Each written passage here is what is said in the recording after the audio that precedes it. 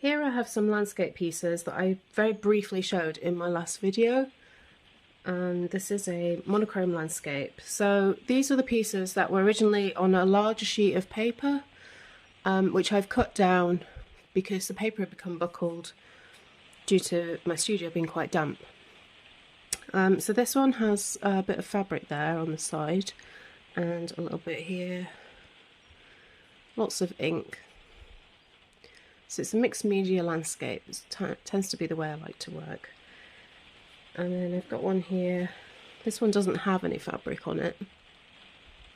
But what I've done is I've kept a border here, so these can just be easily stored in my sketchbook or framed up at a later date.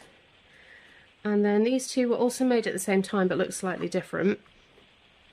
So these ones have got some text on them which was taken from a book. This one says, "Poetic and reflects his great love of nature."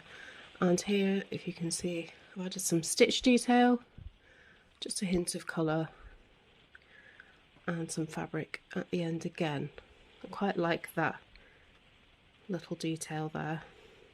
And then on this one, it doesn't have any fabric, it does have some build-up of material here, different papers added on, and again it has some text. "His worth is often overlooked." Now with these two, I felt like there was a lot going on compositionally, and I just felt it needed something else without actually physically adding something to it. So what I've done is I've decided to cut into strips so it breaks up the design, and I've done it on this one too, and I've done it on other pieces ever since. So if you find that something is getting quite busy, like this original one is quite busy, sometimes cutting it up and just having that break can really help.